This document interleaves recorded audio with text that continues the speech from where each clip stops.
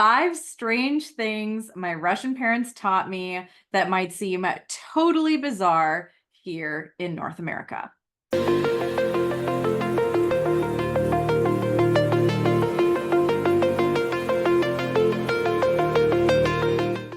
Hi everyone, welcome back to my channel. My name is Sunny, and today's video is inspired by 2 amazing YouTubers, Ellie from Russia and Agent Nesty. And I've been binge watching some of their content and their channels lately, and it's really helped me dive deep into my cultural roots, reflect on the way that I was raised, and also laugh at some of the quirks that just don't translate well here in North America. So for those of you who don't know, I live in Vancouver Island, or on Vancouver Island, which is in Canada. Yes, there's an island in Canada.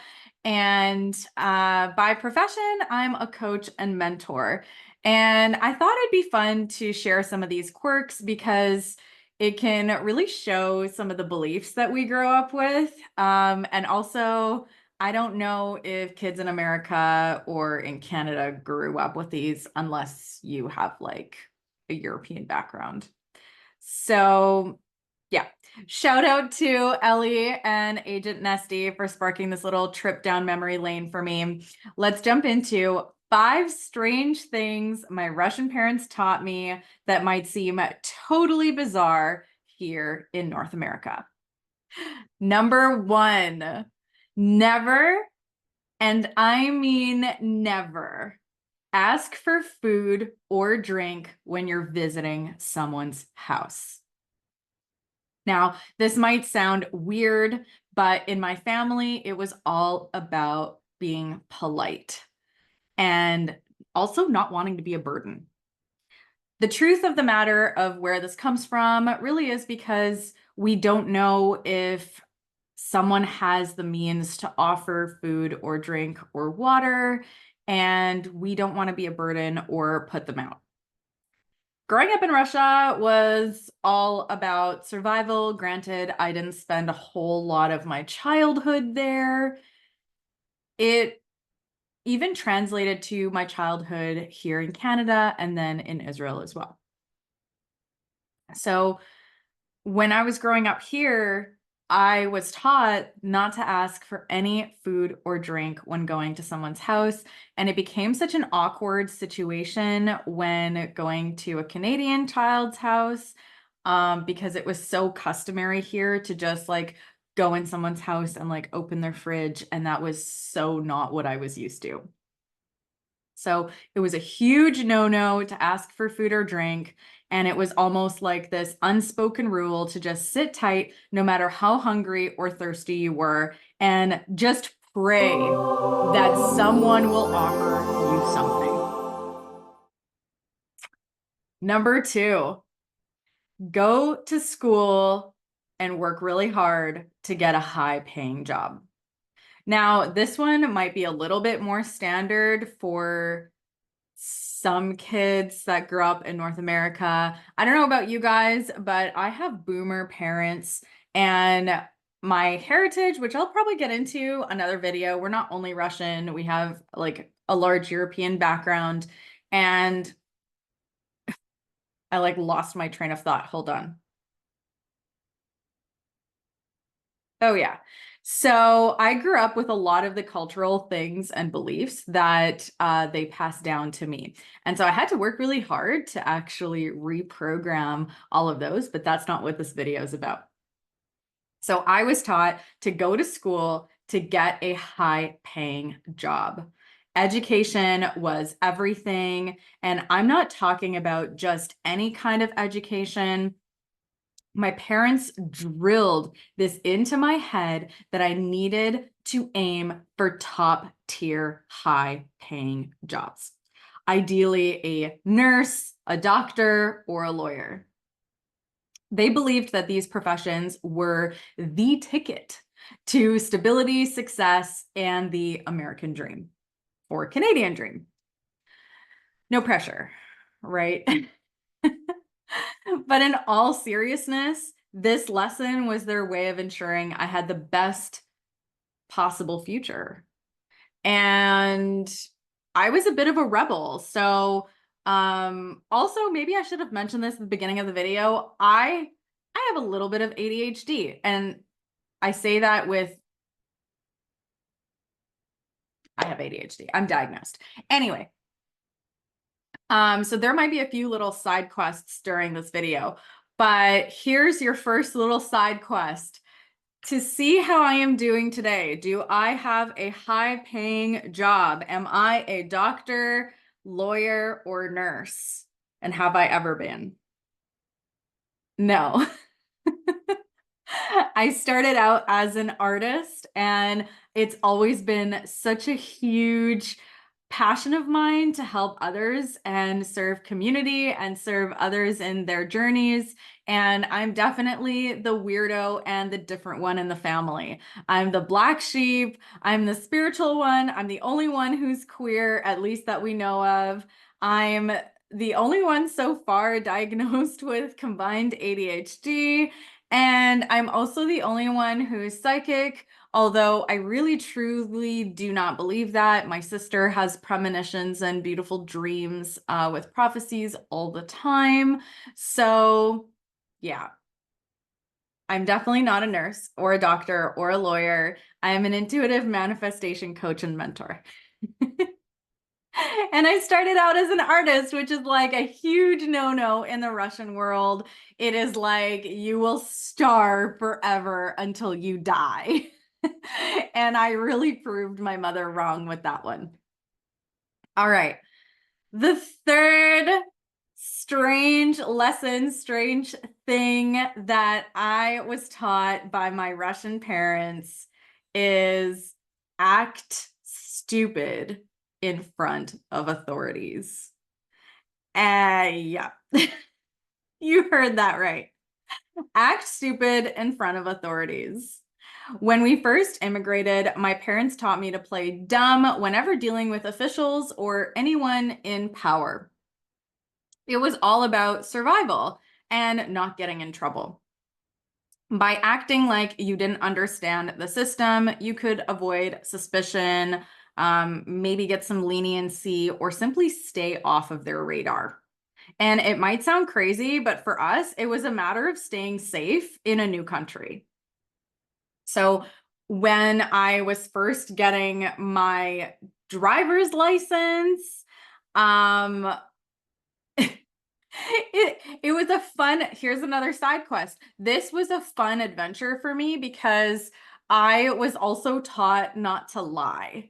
So, and the fear of authorities was also drilled into me. It was like, do not trust anyone, blah, blah, blah.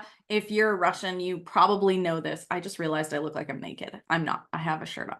Anyway, so yeah, I was taught to act dumb or like I didn't know the rules or authorities. Being the kind of like rebel in my family, I definitely did this as a child. I was scared of police officers probably up until like a few years ago. Even just seeing them on the road, I was like terrified. I was like, oh my God, what if they stop me? And I'm like, I'm not breaking any rules. Why would they stop me? And so, yeah, I don't think there's another story behind this, but yeah. When I was getting my driver's license, I definitely learned to get out of this pattern because I was like, I don't want to be like the typical Russian person is kind of what I thought in my mind, because this is what I was taught from my parents. And every single like Canadian friend that I had was so trusting, and they were like, yeah, teachers take care of us. And, you know, police officers are nice. And authorities are, I don't remember hearing anything about like authorities much. But I definitely remember like the underlying feeling of when I was a kid and my parents were telling me these things was basically the feeling of like the government does not care about you and you need to find your own safety. So Me trying to navigate that in like a whole other world and growing up with all of these very interesting and bizarre Russian slash Ukrainian rules, European rules, if you will, in a Canadian household was very interesting, to say the least. All right, let's move on to the next one, number 4. And this one is pretty intense. I'm not going to lie to you. It is pretty intense. Number 4 is never show who you really are.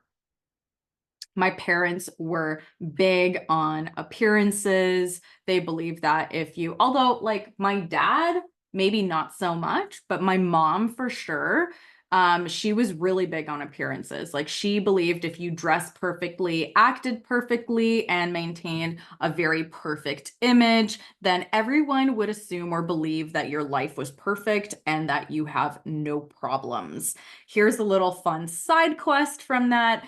You did not talk about your problems with anyone at all, because if you mentioned that something was going wrong, it was considered that your whole life was falling apart, even from that one little thing. And you don't want to give anything away or anything. You don't want other people to believe that you have problems in your life, which is just like so ridiculous.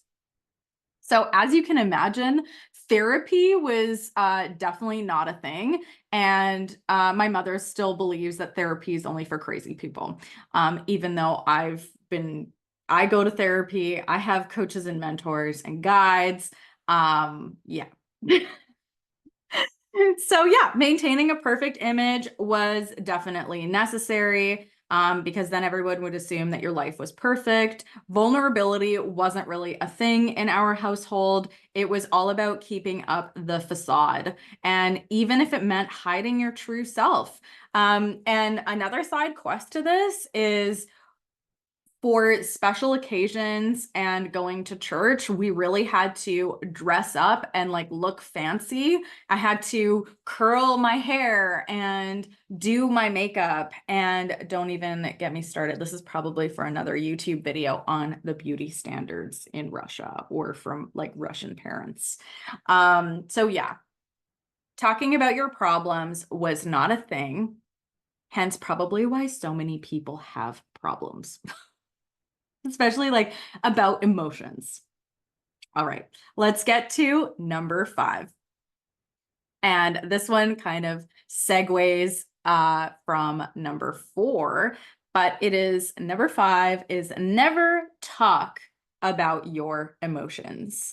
So never talk about your emotions. In my family, if you had to cry, you did it alone. You would go into your bedroom, close your door, you would cry behind those closed doors, and then you would very swiftly and quickly stop crying, get your shit together, and move on with your life.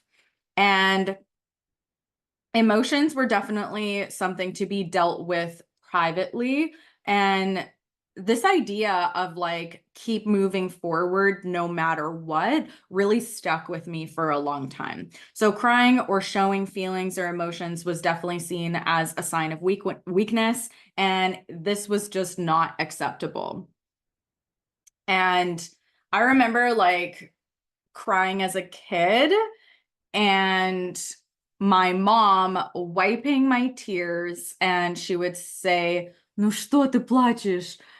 Which means like, "Why are you crying?" It's like, you got to be stronger. You have to be stronger. And that was the thing that, wow, realization. This is probably why I'm a coach and mentor, helping people through their emotions and getting them to manifest their dream life, which by the way is the secret. That's funny. So lots of realizations here. So yeah, you were not to show emotions out in public. You were to be on your best behavior. When you were visiting someone's house, you were to be on your absolute best behavior. And so really everybody in the outside world thought that we were so polite and like, oh my gosh, your kids are so polite And same with like other Russian kids that like we had over. My mom was like, oh my God, they're so polite. And I'm like, behind closed doors, we are just monkeys. Everything is crazy. It's a circus. Russian people love to party. That is a thing. And I'm like, listen, Linda. Um, this is a thing. This is the thing. So we were taught to have this entire facade in the outer world, but on the inside, we're just as weird as you. Just as weird. All right. So there you have it. 5 strange lessons from my Russian upbringing that my Russian parents taught me that don't exactly fit the mold here in North America.